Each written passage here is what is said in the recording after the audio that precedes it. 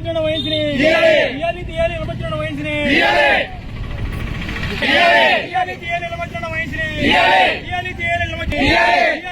శక్తి వహించిని శక్తి వహించిని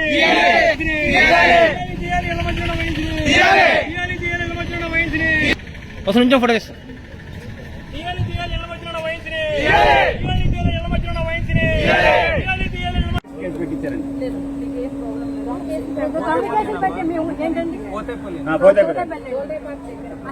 తెచ్చి మా ఇంటి ముందు మీరే కావాలని నేర్పించారు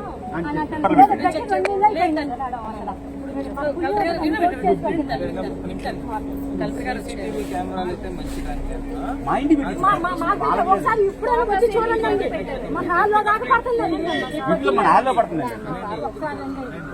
సీసీటీవీ కెమెరా మీ ఇంటి లోపల కవరేజ్ చేసినట్టయితే పెట్టాము. నేను ఒకసారి నా టీముని పంపించి ఎక్సైజ్ వాళ్ళని పోలీస్ వాళ్ళని ఇద్దరిని పంపించి కరెక్ట్గా మేము ఆరా తీసి కరెక్ట్గా మీకు ఏమి ఇబ్బంది లేదు. ఎక్సైజ్ ఎస్ఐ గారు ఆయన ఉన్నాడు కదండి, ఆయన అందుకోసం ఆయన ఒక్కరినే పంపట్లేదు కదా, పోలీసులు కూడా పంపిస్తున్నాం. అందుకోసం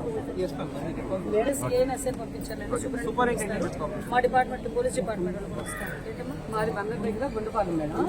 ఆదర్శ ఇవ్వండి మేము చక్కగా కట్టుకుని చక్కగా గ్రూపులు అన్నీ ఎవరో వచ్చి మాకు తెలియకుండా వేరే ఒక అమ్మాయిని పెట్టేసారు. లోన్స్ అవ్వకుండా చేస్తున్నారు మేడం. చక్కగా కట్టుకున్నాం. ఆ అన్న నాయకులు వాళ్ళ భార్యలు గ్రూపుల్లో లేరు మేడం. మాకు 8 నెలల నుంచి అసలు ఇబ్బంది మేడం. అసలు లోన్లు వచ్చి ఏడిపించేస్తారు మేడం. చంద్రబాబు గారు పని చేసుకునే వాళ్ళు కదా మేడం. లోన్లు వచ్చి ఆపేస్తున్నారు మేడం. అసలు ఎంత బాధగా ఉంటుందో మేడం. ఇప్పుడు ఆదర్శ యువ అంటే అసలు మంచి పేరు ఉంది మేడం. చక్కగా కట్టి మీటింగ్ పెడతామండి. ఎలకాడు పెట్టుకోకుండా మీటింగ్ పెడితే మీటింగ్ రావట్లేదండి. మరి మా భర్తకు మరి 65 సంవత్సరాలు వచ్చినాయి. మరి నాకు సొత్తేనేమో మళ్ళీ మన ఆటోటాక ఆపరేషన్ ఆయన తేవాలి, నేను తినాలి. మాకు మగపిల్లలు లేరు, ఆడపిల్లలకి ఏదో దారి చేసుకున్నాం. ఈ వయసులో ఉండగానే వాళ్ళ మీద పడితే మాకు ఎవరు తెచ్చి పెడతారో. మరి ఆయన చేసుకున్నది ఇప్పుడు 3 నెలల నుంచి అసలు పనికి వెళ్తలా. ఆయనకి చిన్నప్పటి నుంచి అలవాటు ఉంది. ఈ దగ్గర మనగా ఉండి పనికి వెళ్తాం వాళ్ళని తెచ్చుకున్నది ఏదో 150 ఇచ్చేవాడు. ఆ 150 కూడా ఇవ్వల 50 రూపాయలు కూడా పెగ్గిల్ లెక్కనని రోజుకి 4 సార్లు 5 సార్లు తిరిగి ఆ పెగ్గిల్ లెక్కన ఆ లైన్లోకి తిరుగుతున్నాడు, తాగుతున్నాడు.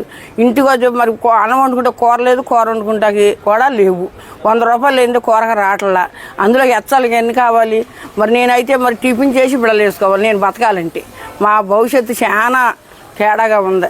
మాకు మంచి అంత కావాలంటే ఈ బ్యాందీ షాప్ని ఇక్కడి నుంచి ఈ దగ్గరలో ఉన్న దాన్ని దూరంగా ఎక్కడికన్నా మీరు పెట్టుకోండి.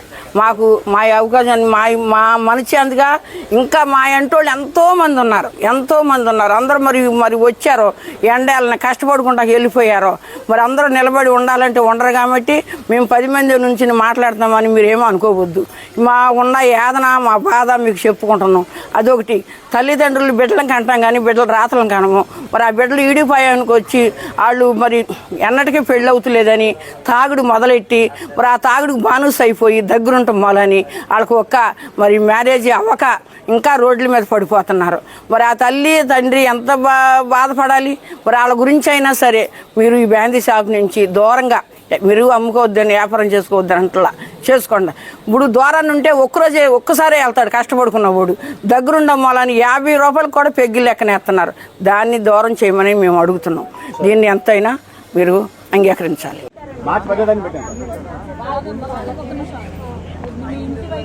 అవునండి, మొన్న 16వ తారీఖు పెట్టాను. అవునండి, బెల్ట్ షాప్ అండి. కాదండి, అది వైన్ షాప్. అది wine shop, government wine shop. Belt shop కాదు, వైన్ షాప్. వాళ్ళు అక్కడే తాగుతున్నారు, అక్కడే బాటిల్ పెట్టుకుంటున్నారు.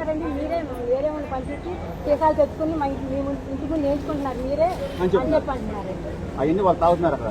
పొద్దున్న 9 గంటల రాత్రి 10 గంటలకు తాగుతున్నారు. చెక్సీ వైన్ షాప్ అండి. నల్లమట్టి తెలుస్తున్నాం మేడం. చాలా మంది చేసుకోండి. లేదు సార్, మా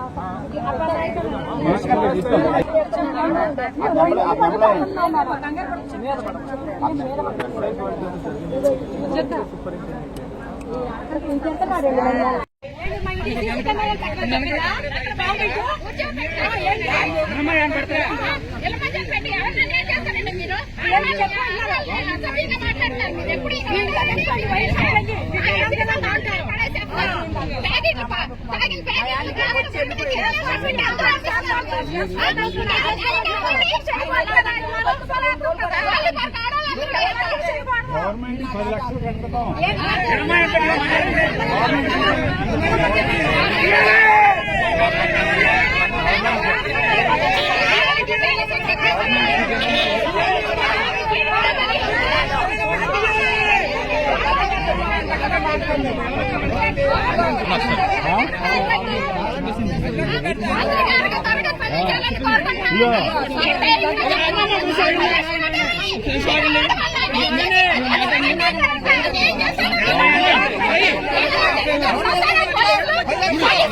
వచ్చేది వైన్ షాపులు ఇళ్ళ మధ్యలో పెట్టించి ఏదైనా అన్యాయం జరిగినప్పుడు పోలీసులు వచ్చి అప్పుడు ఏం చేస్తారండి మీరు? అసలు ఇంటికి అసలు ఇవ్వడానికి లైసెన్స్ ఇళ్ళ మధ్యలో పెట్టడానికి మీకు ఏమైతే లైసెన్స్ ఓట్లు అడగడానికి మాత్రం ఆడవాళ్ళు కావాలి. ఆడవాళ్ళు మీటింగ్ మీరు మీటింగ్ పెట్టించారు ఆడవాళ్ళు కావాలి. ఆడవాళ్ళు బాగా ఎవరికి అర్థం కదా మీకు? నా పేరు దాసరి నాగలక్ష్మి అండి. మాది పోతేపల్లి గ్రామము. మా జ్యువెలరీ పార్క్ ఎదురుగా మా ఇళ్ల మధ్యలో శక్తి వైన్ షాపు గత మార్చి 9వ తారీఖున పెట్టారండి. ఆ షాపు పెట్టే వరకు కూడా మాకు తెలియదు ఇక్కడ శక్తి వైన్ షాప్ అనేది పెడుతున్నారని. మాకు ఎవరు చెప్పలేదు, మమ్మల్ని ఎవరు అడగలేదు. మీ ఇళ్ల మధ్యన షాప్ పెడుతున్నాము మీకు ఇష్టమేనా అని మాకు ఏమి ఇన్ఫర్మేషన్ తెలియదండి. 10వ తారీఖున ఉదయాన్నే మాకు తెలిసింది. బోర్డులు అవన్నీ చూసేసరికి అదేంటి ఇక్కడ వైన్ షాప్ పెట్టడం ఏంటండి అని మా చుట్టుపక్కల ఆడవాళ్ళందరూ మమ్మల్ని సంప్రదించారు. ఏంటండి ఇక్కడ పెట్టారు, రేపొద్దున అల్లర్లు జరుగుతాయి అని వచ్చి మా దగ్గర చెప్పుకున్నారండి. అందుకనే మా ఇంటి పక్కన గుండుపల్లి నాగరాజు గారు మేము కొంతమంది కలిసి పేపర్ మీద సంతకాలు పెట్టుకుని కొల్లూరు రవీంద్ర గారికి డైరెక్ట్గా ఇచ్చామండి ఇక్కడ తీసేయమని. ఆయన ఏమన్నాడంటే అవునమ్మా ఇళ్ల మధ్యన పెడుతున్నారని మాకు తెలియదు, మేము తీపిచ్చేస్తాం 15 రోజుల లోపు అని చెప్పారండి. సరేనని మేము వచ్చేసాము. తర్వాత మళ్ళీ 10వ తారీఖున మేము కంప్లైంట్ ఇచ్చాము. 18వ తారీఖున పర్మనెంట్ లైసెన్స్ ఇచ్చారని తెలిసింది. ఏంటండి మేము ఇలా లైసెన్స్ చెప్పాం కదా మాకు ఇబ్బందిగా ఉంటుంది, గొడవలు జరుగుతున్నాయి, ఆల్రెడీ అల్లర్లు జరుగుతున్నాయి, పెట్టి 15 రోజులు అయిపోయింది ఇంకా తీయలేదేంటని అడిగాము. ఆయన ఏమీ స్పందించకుండా ఉన్నాడు. మేము మార్చి 23వ తారీఖున అనిత గారు హోమ్ మినిస్టర్ అనిత గారు కలెక్టర్ ఆఫీస్కి వస్తున్నారని తెలిసి మేము ఒక 10 మంది అప్పుడప్పుడు హుటాహుటిన 10 మంది ఆడవాళ్ళం అందరూ వెళ్ళి మేడం మేడం అని పిలిచి మేడం ఇది పరిస్థితి, మా ఇళ్ల మధ్యలో వైన్ షాప్ పెట్టారు, గొడవలు అల్లర్లు జరుగుతున్నాయి, మాకు దారంట వెళ్ళాలంటే ఆడపిల్లలు చాలా కంగారుగా ఉన్నారు, ఎవరిని ఏమంటారా అని అసభ్యంగా చూడడం మాట్లాడడం ఇవన్నీ చేస్తున్నారు. ఆల్రెడీ తాగేసి సీసాలు రోడ్ల మీద పడేస్తున్నారు. ఆ ప్యాకెట్లు గ్లాసులు అన్నీ ఎగిరి మా ఇళ్లకు వస్తున్నాయి, మాకు చాలా ఇబ్బందిగా ఉందండి, కొద్దంతా చెప్పండి మీ చర్యలు తీసుకోమని హోమ్ మినిస్టర్ గారికి చెప్పామండి. ఆవిడ సానుకూలంగానే స్పందించారు. సరేనమ్మా నేను పరిష్కారం చేస్తాను, మీరు ఇంటికి వెళ్ళండి కంగారు పడబాకండి అని చెప్పారు. మేము వచ్చాము. తర్వాత ఎస్ఐ గారు మాట్లాడారు. ఎస్ఐ గారు ఏం చెప్పారంటే అమ్మ మీకు రక్షణ కల్పిస్తాం, మేము మీకు ఏ ఇబ్బంది లేకుండా మేము చూస్తాము, కానీ మీరు మంత్రి గారితో మాట్లాడుకుని దాన్ని వేరే చోటకు మార్చుకోమని సలహా ఇచ్చారండి. అయితే మేము మంత్రి గారికి చెప్దామని ఆఫీస్కి వెళ్ళాము. మంత్రి గారు పిఏ గారు ఏమన్నారంటే మంత్రి గారు లేరు మీటింగ్లో ఉన్నారు, మంత్రి గారు వచ్చిన తర్వాత మీకు చెప్తాము, అప్పుడు వచ్చి మీరు మంత్రి గారికి చెప్పుకోండి, మేము ఇలా చెప్పాము, ఏమండి మేము కొల్లు రవీంద్ర గారికే కావాలని మేము ఓట్లేసి గెలిపించుకున్నామండి, మాకు ఆయన ఏదో మంచి చేస్తాడని. ఇలా మేము మమ్మల్ని ఆఫీసుల చుట్టూ తిరగడం బాగుందండి, మీకు ఇలా చేయడము, కొంచెం మంత్రి గారికి ఫోన్ చేయండి అండి నేను మాట్లాడతాను అని చెప్పానండి. ఆయన అన్నారు మంత్రి గారు మీటింగ్లో ఉన్నాడమ్మా నేను చెప్తాను, ఆయన వచ్చిన తర్వాత మీరు ఆయనతో మాట్లాడండి, ఆయన సంతకం పెడితేనే పని అవుతుందని మంత్రి గారు పిఏ గారు కూడా చెప్పారండి. ఇప్పుడు ఈ 4 రోజుల్లో మాకు ఏం ఫోన్ రాలేదు మంత్రి గారి దగ్గర నుంచి కానీ మంత్రి గారి పిఏ దగ్గర నుంచి కానీ. ఇక ఈ ఆడవాళ్ళందరూ ఏమంటున్నారంటే ఇంకా ఎన్ని రోజులు ఇక్కడ పెడతారు, ఇంకా ఎన్ని రోజులు మనం ఈ టార్చర్ భరించాలి, ఇప్పుడైనా మనం రోడ్డు మీదకి వెళ్ళి ధర్నా చేద్దాం రండి అని అందరూ మమ్మల్ని ఫోర్స్ చేసి జ్యువెలరీ పార్కులో వర్క్ చేసే ఆడవాళ్ళందరూ కూడా జ్యువెలరీ పార్క్ వాండర్లకు కూడా మొరపెట్టుకుంటున్నారండి. మేము సాయంత్రం పూట దారంటే వెళ్ళిపోతున్నామండి, మాకు మగవాళ్ళు మద్యం సేవించి రోడ్ల మీద నుంచుంటున్నారు, మాకు భయంగా ఉంటుంది. మా మగవారు వచ్చి మమ్మల్ని తీసుకెళ్లేదాకా మేము కంపెనీలోనే ఉండాల్సి వస్తుందని వాళ్ళందరూ చెప్పుకుని చాలా బాధపడుతున్నారండి. ఆ బాధను ఈరోజు మేము గవర్నమెంట్కి తెలియాలని ధర్నా రూపంలో రోడ్డెక్కి 200 మంది ఆడవాళ్ళందరూ కలిసి ధర్నా చేయడానికి రోడ్డెక్కామండి. మంత్రి గారు దీని మీద త్వరగా స్పందించి మంత్రి కొల్లు రవీంద్ర గారికి ఎంతైనా త్వరగా ఇళ్ల మధ్యన ఉన్న వైన్ షాప్ తీపించి మా ఆడవాళ్ళ బాధలు అర్థం చేసుకుని, ఆడవాళ్లే కదండి రేపొద్దున ఓట్లు వేయాలన్నా ఏం చేయాలన్నా ఇంటికి దీపం వెళ్ళాలంటారు. మరి ఆడవాళ్ళ సమస్యని ఎవరు పట్టించుకోరండి. ముందు ఎవరు తాగుతారండి? మగవాళ్ళు తాగుతారండి. తాగిన ఆడవాళ్ళకే కదండి బాధ. వాళ్ళు తాగి ఇంటికి వచ్చి కొడితే ఎవరిదండి బాధ? ఆడవాళ్ళకే కదా. తాగి డబ్బులు పాడు చేసుకుంటే ఆడవాళ్ళకే కదా.